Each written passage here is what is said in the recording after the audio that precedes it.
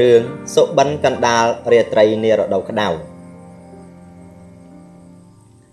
នេះគឺជារឿងរ៉ាវតាំងពីអតីតកាលដ៏យូរលង់ណាស់មកហើយទាក់ទងទៅនឹងប្រជាជនដែលរស់នៅក្នុងទីក្រុងអាថែនរាជធានីនៃប្រទេសក្រិកកាលគ្រានោះសត្វត្រីដែលរស់នៅក្នុងទីក្រុងអាថែនគ្មានសិទ្ធិជ្រើសរើសគូជីវិតតាមអំពើចិត្តរបស់ខ្លួននោះទេទោះជាមកដល់ពេលនេះក៏នៅតែដូច្នោះដែរ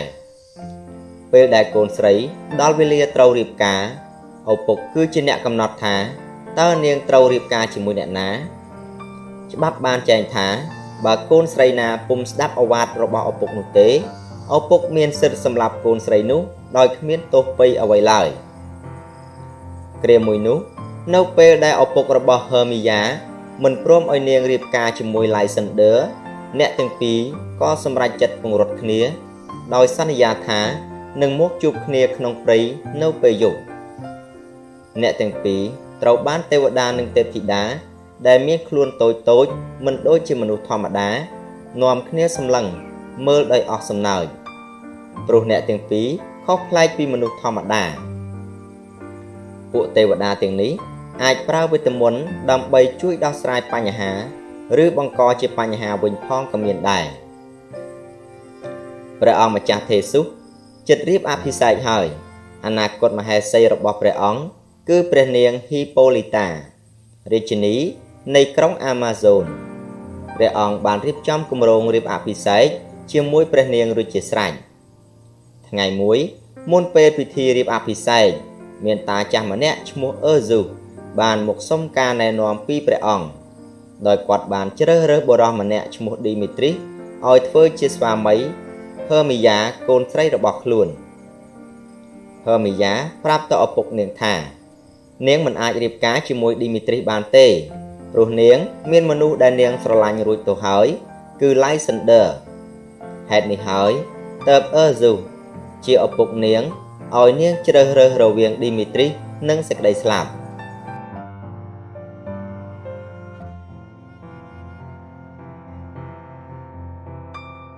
ព្រះអង្គម្ចាស់ទេស៊ូសបានដាស់តឿនហឺមីយ៉ាតែនាងបដិសេធរួចក្រាបទូលទៅព្រះអង្គវិញថាឌីមីទ្រីគឺជាគូស្នេហ៍របស់ហេលេណាដែលជាមិត្តដ៏ល្អបំផុតរបស់នាងព្រះអង្គព្រួយព្រះទ័យជាខ្លាំងនឹងរឿងរបស់ហឺមីយ៉ាព្រោះទ្រង់គឺជាស្ដេចមិនអាចបំពានលើច្បាប់បានទេព្រះអង្គផ្ដល់ឱកាសឲ្យនាងជ្រើសរើសរវាងឌីមីទ្រីនិងការប្រើជីវិតរស់នៅក្នុងវត្តជាមួយដូនជីដែលនៅតំបន់ខុសគ្នាដោយទៅរស់នៅឆ្ងាយពីមនុស្សម្នានិងមិត្តភ័ក្តិព្រះអង្គនឹងរៀបអភិសេកនៅ4ថ្ងៃខាងមុខនេះដូច្នេះហឺមីយ៉ាមានឱកាសក្នុងការសម្រេចចិត្តម្ដងទៀតហឺមីយ៉ាពុំសប្បាយចិត្តសោះនាងទៅរកឡៃសិនដឺហើយអ្នកទាំងពីរក៏យល់ស្របនឹងគ្នាថានាំគ្នារត់ឡៃសិនដឺមានម្ដាយមីងជាសេដ្ឋីនីម្នាក់នៅឆ្ងាយពីក្រុងអាថែន20ម៉ាយគឺជាតំបន់មួយដែលច្បាប់ក្រុងអាថែនមិនអាចធ្វើអ្វីបាននៅទីនោះឡៃសិនដឺបានប្រាប់ទៅហឺមីយ៉ាថាយើងនាំគ្នាទៅរស់នៅផ្ទះម្ដាយមីងរបស់បងហើយយើងនឹងរៀបការនៅទីនោះយប់ស្អែកចូលអូនលួចចេញពីផ្ទះមកជួបបងនៅក្នុងព្រៃដែលយើងធ្លាប់បានរត់លេងជាមួយគ្នាកាលពីកុមារពេលកំពុងនិយាយគ្នានោះហេលេណាក៏នៅទីនោះដែរព្រោះនាងជាមិត្តដ៏ល្អបំផុតរបស់ហឺមីយ៉ានិងឡៃសិនដឺពួកគេបានរៀបរាប់ផែនការនោះឲ្យហេលេណាស្ដាប់ប៉ុន្តែពេលដឹងរឿងហើយនាងមិនលាក់បាំងឲ្យចិត្តទេបែរជាយកទៅនិយាយឲ្យឌីមីទ្រីស្ដាប់ព្រោះនាងយល់ថាឌីមីទ្រីអាចនឹងទៅតាមហឺមីយ៉ានៅក្នុងព្រៃហើយនាងរំពឹងថានឹងបានជួបឌីមីទ្រីនៅទីនោះផងដែរព្រៃដែលហឺមីយ៉ានិងឡៃសិនដឺធ្លាប់រត់លេងកាលពីក្មេងៗនោះគឺជាទីស្នាក់អាស្រ័យរបស់ទេវតានិងទេពធីតាទេវតាតូចៗទាំងអស់នាំគ្នាលេងកម្សាន្តយ៉ាងរីករាយនៅតាមបរិវេណទីស្រឡះក្នុងព្រៃនោះប៉ុន្តែមិនបានយូរប៉ុន្មានពួកគេក៏លែងបានសប្បាយរីករាយដូចមុនទៀតព្រោះស្ដេចទេវតាអូពេរ៉ុងនិងព្រះរាជិនីទីតានិញ្ញាឆ្លោះគ្នាហើយទេវតានិងទេពធីតាទាំងឡាយនាំគ្នារត់រកទីលាក់ខ្លួនដោយក្តីភ័យខ្លាចមូលហេតុនៃវិវាទនេះ បណ្ដាលមកពីក្មេងតូចម្នាក់ដែលព្រះរាជិនីទីតានិញ្ញាបានយកមកធ្វើជាអ្នកបម្រើចំណែកឯស្ដេចទេវតាអូពេរុងក៏ចង់បានក្មេងតូចនោះដូចគ្នាដែរប៉ុន្តែទ្រង់មិនអាចដណ្ដើមយកពីព្រះនាងទីតានិញ្ញាបានដល់ពេលកំណត់ហឺមីយ៉ានិងឡៃសិនដឺក៏ជួបគ្នាក្នុងព្រៃចំណែកឯព្រះនាងទីតានិញ្ញានិងស្ដេចទេវតាអូពេរុងមកជួបគ្នានិងឆ្លោះគ្នាពីរឿងក្មេងតូចនៅទីនោះដែរ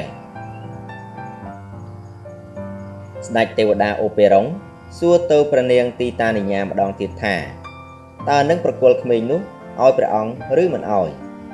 ប៉ុន្តែព្រះនាងទីតានិញ្ញានៅតែបដិសេធហើយយាងចេញបាត់ទៅស្ដេចទេវតាអូពេរុងពិរោធជាខ្លាំងក៏រៀបផែនការធ្វើឲ្យព្រះនាងទីតានិញ្ញាប្រគល់ក្មេងនោះឲ្យមកព្រះអង្គទាល់តែបានស្ដេចអូពេរុងបានហៅប៉ាក់គឺជាទេវតាបម្រើមាត្រល្អិតដល់រពឹសចូលចិត្តលេងសើចជាមួយអ្នកស្រុកដូចជាធ្វើឲ្យទឹកដោះគោអ្នកស្រុកជូរប្អូន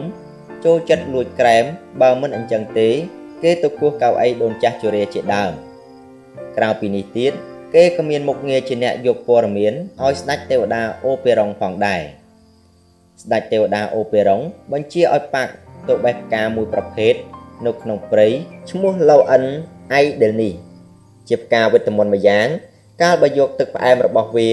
សម្រាប់ចូលភ្នែកមនុស្សដែលកំពុងដេកមនុស្សម្នាក់នោះក៏នឹងធ្លាក់ក្នុងអន្លង់ស្នេហ៍ទៅលើអ្វីដែលគេបានឃើញនៅគ្រាដំបូងបន្ទាប់ពីពេលគេបើកភ្នែកឡើងយើងនឹងសម្រក់ទឹកផ្អែមនេះដាក់ភ្នែករបស់ទីតានិញ្ញានៅពេលនាងដេកលក់ពេលភ្ញាក់ឡើងនាងនឹងស្រឡាញ់អ្វីដែលនាងបានឃើញដំបូងបង្អស់បន្ទាប់ពីស្រាយមុនសម្ដំហើយយើងនឹងយកក្មេងនោះមកធ្វើជាអ្នកបម្រើរបស់យើងប៉ាក់ចេញទៅរកការដែលជាការងារដោយជំនាញរបស់ខ្លួនខណៈពេលដែលស្ដេចអូពេរុងរងចាំប៉ាក់ត្រឡប់មកវិញនោះក៏ជាពេលដែលឌីមីទ្រីសកំពុងតែតាមរកហឺមីយ៉ាហើយហេលេណាក៏កំពុងតាមរកឌីមីទ្រីសផងដែរតាមរកនៅក្នុងព្រៃស្ដេចទេវតាអូពេរុងទតឃើញដូច្នេះក៏សូត្រមន្តគាថាបំបាំងកាយតាមមើលនិងស្ដាប់អ្នកទាំងពីរនិយាយគ្នាព្រះអង្គសម្ដាប់ឮឌីមីទ្រីសគំហុកឲ្យហេលេណាថាមកតាមខ្ញុំធ្វើអ្វីខ្ញុំមិនស្រឡាញ់នាងទេកុំព្យាយាមដើរតាមខ្ញុំចេញឲ្យឆ្ងាយទៅហេលេណាឆ្លើយតបទៅវិញថាទោះបងមិនស្រឡាញ់ខ្ញុំក៏បងមិនអាចខាត់ខ្ញុំមិនឲ្យស្រឡាញ់បងបានដែរនាងនៅតែស្រឡាញ់គេនៅតែដើរតាមគេជាប់ជានិច្ចមិនខ្វល់ថាគេព្រមឬមិនព្រមនោះទេឌីមីទ្រីសខឹងជាខ្លាំងក៏រត់ចូលពួនក្នុងគុម្ពឈើព្រោះគិតស្មានថាហេលេណាប្រហែលជាតាមខ្លួនមិនទាន់ទេតែនាងនៅតែរត់តាមរហូតស្ដេចទេវតាអូពេរុងតាមទាត់មើលរហូតទាល់តែហេលេណាចូលទៅក្នុងព្រៃបានទ្រង់នឹកអាណិតនឹងសម្រេចចិត្តជួយនាងព្រះអង្គចង់ប្រើទឹកផ្អែមនៃក្តីស្រឡាញ់ដែលប៉ាក់ទៅរកបានមកយកទៅដាក់លើឌីមីទ្រីសដើម្បីធ្វើឲ្យគេងាកមកស្រឡាញ់ហេលេណាវិញលុះពេលប៉ាក់យកទឹកផ្អែមនោះមកដល់ហើយព្រះអង្គមានបន្ទូលទៅគេថា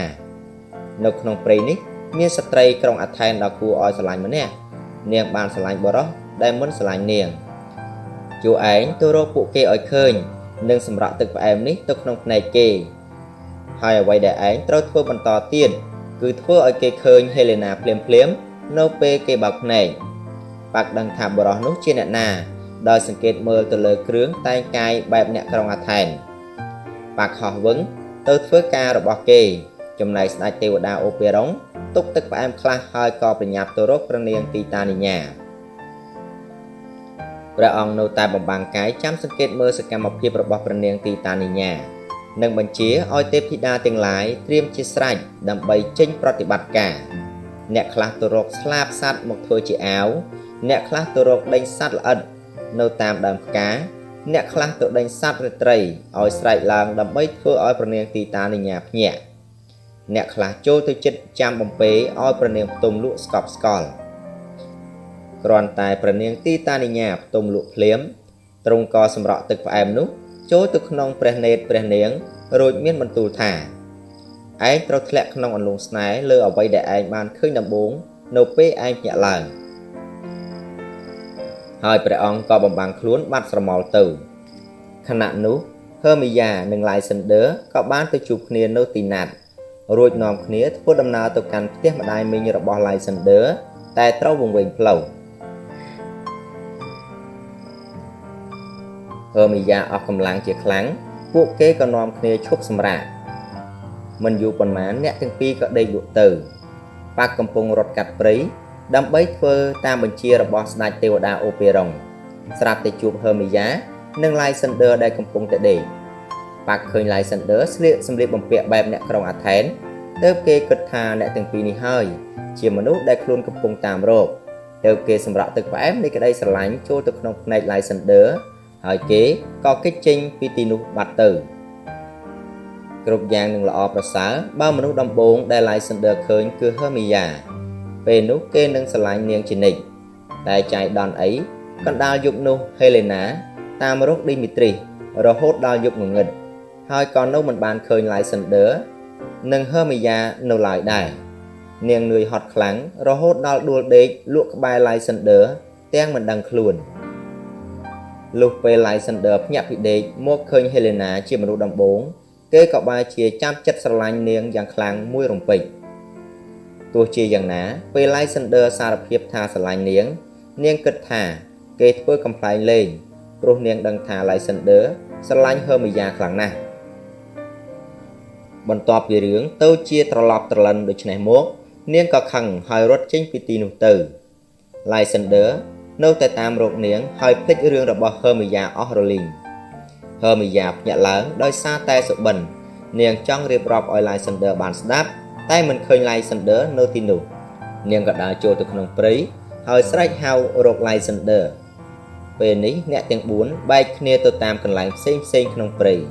Helena តាមរក Dimitris Lysander តាមរក Helena ចំណែក Hermia តាមរក Lysander លុះព្រឹកឡើងអ្នកស្រុកនាំគ្នាចូលទៅក្នុងព្រៃកម្មករមកពីភូមិក្បែរនោះម្នាក់ក្នុងចំណោមនោះជាអ្នកសរសេរអត្ថបទល្ខោនហើយពួកគេបាននាំគ្នាមកហាត់សម្ដែងនៅក្នុងព្រៃនេះការសម្ដែងរបស់ពួកគេនៅមិនទាន់ល្អប៉ុន្មានទេតែពួកគេនៅតែព្យាយាមហាត់យ៉ាងយកចិត្តទុកដាក់ជាទីបំផុតប៉ាក់ធ្វើការដែលស្ដេចទេវតាអូពេរុងប្រគល់រួចហើយនៅតាមផ្លូវធ្វើដំណើរត្រឡប់ទៅជួបស្ដេចអូពេរុងគេបានឃើញកម្មករកំពុងវឹកហាត់លេងល្ខោនពេលនោះប៉ាក់ចង់លួលេងសើចនឹងពួកគេដោយដើរតួជាមនុស្សល្ងីល្ងើគួរឲ្យអស់សំណើចបំផុតគឺតួអង្គបុត្រតុំដោយគ្រាប់ក្រណាត់ម្យ៉ាងឲ្យមើលទៅស្រដៀងនឹងក្បាលសត្វលាដែលធ្វើឲ្យអ្នកទាំងនោះឃើញហើយខ្លាចនាំគ្នារត់បាត់អស់ទៅព្រះនាងទីតានិញ្ញាដែលកំពុងនិន្ទ្រានៅក្បែរនោះពេលភ្ញាក់ឡើងព្រះនាងទាត់ឃើញក្បាលសត្វដែលគួរឲ្យស្អប់នោះក៏នឹកស្រឡាញ់ភ្លាមព្រោះតែអំណាចនៃទឹកផ្អែមនៃក្តីស្រឡាញ់ហើយព្រះនាងក៏បានឲ្យបុត្រតុំច្រៀងឲ្យស្ដាប់ព្រមទាំងបានធ្វើកម្រងផ្កាបំពាក់ឲ្យគេហើយច្រៀងបំពេរហូតដល់គេដេកលក់ខណៈពេលព្រះនាងកំពុងធ្វើដូច្នេះស្ដេចទេវតាអូពេរុងក៏មកដល់ហើយស្ដីបន្ទោសឲ្យព្រះនាងដែលធ្វើខ្លួនល្ងងឡប់ព្រះនាងទីតានិញ្ញាដឹងថាព្រះនាងជាមនុស្សល្ងងទើបព្រមឲ្យក្មេងដែលដណ្ដើមមកនោះទៅស្ដេចទេវតាអូពេរុងព្រោះថាក្មេងនេះជាដើមហេតុដែលធ្វើឲ្យមានការឆ្លោះប្រកែកគ្នាពេលព្រះអង្គបានរបស់ដែលត្រូវការហើយទ្រង់ក៏ស្រាយជាថាដែលធ្វើឲ្យព្រះនាងទីតានិញ្ញាស្រឡាញ់បុត្រតុំព្រះអង្គប្រាប់ឲ្យប៉ាក់យករូបបាលលានៅពីលើក្បាលរបស់គេចេញព្រះនាងទីតានិញ្ញាក៏សួរថាតើមានរឿងអ្វីកើតឡើងចំពោះព្រះនាង Hermia នៅតែតាមរក Lysander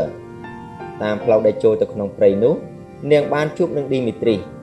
ចំណែកស្ដេចទេវតាអូពេរុងក៏នៅក្បែរទីនោះដែរហើយបានឮសំឡេង Hermia និង Dimitris និយាយគ្នាថាតើ Dimitris បានធ្វើអ្វី Lysander នាងអង្វរឲ្យ Dimitris នាំយក Lysander មកឲ្យនាងវិញប៉ុន្តែ Dimitris មិនយល់ពីអ្វីដែលនាងនិយាយទេព្រោះគេចេញមកដើម្បីតាមរកនាងតែម្នាក់ស្ដេចទេវតាអូពេរុងត្រូវការចាប់គូស្នេហ៍ឲ្យបានត្រឹមត្រូវទើបបញ្ជាឲ្យប៉ាក់តាមរក Helena និងនាំនាងមកជួប Dimitris ហើយនៅពេលដែល Dimitris កំពុងដេកលក់ព្រះអង្គក៏សម្រក់ទឹកផ្អែមនៃក្តីស្រឡាញ់ដាក់ភ្នែករបស់គេដោយសង្ឃឹមថាពេលភ្ញាក់ឡើងគេនឹងស្រឡាញ់ Helena ធ្វើដូច្នេះ Lysander និង Hermia ហើយនឹង Dimitris និង Helena និងរស់នៅជាមួយគ្នាយ៉ាងមានសេចក្តីសុខប៉ុន្តែរឿងមិនមែនចាប់ត្រឹមនេះទេ Helena និង Lysander បានមកដល់ស្របពេលដែល Dimitris កំពុងតែភ្ញាក់ល្មមហើយបានឃើញ Helena គេក៏ចាប់ចិត្តស្រឡាញ់នាងភ្លាមដោយនិយាយពាក្យពីរោះផ្អែមល្ហែមដើម្បីសុំស្នេហ៍ពីនាងជានារីដែលបរិះទាំងពីរមិនបានស្រឡាញ់ទេកាលពីមុនទើបនាងនឹកឆ្ងល់ជាខ្លាំងនិងបានត្រឹមតែគិតថាត្រូវបរិះទាំងពីរនេះលេងសើចនឹងនាងប៉ុណ្ណោះឃើញដូច្នោះ Hermia ក៏រត់មករក Helena និង Dimitris នាងធ្លាប់មានបរិះពីរនាក់តាមស្រឡាញ់នាងគឺ Lysander និង Dimitris ប៉ុន្តែពេលនេះពួកគេទាំងពីរមិនស្រឡាញ់នាងទៀតទេនាងសួរ Lysander ថាតើហេតុអ្វីបានជាបោះបង់នាងចោល Lysander ឆ្លើយតបទៅវិញទាំងគំរោះគំរើយចំណែក Dimitris ក៏ដើរចេញពីមុខនាងដែរ Helena គិតថារឿងប្លែកៗទាំងអស់នេះគឺកើតមកអ្នកទាំង3ចង់លេងសើចជាមួយនាង Hermia ចោទ Helena ថាដណ្ដើមសង្សាររបស់នាងខណៈពេលនារីទាំងពីរកំពុងតែប្រកែកគ្នានោះ Lysander និង Dimitris ក៏ប្រយុទ្ធគ្នាដែរ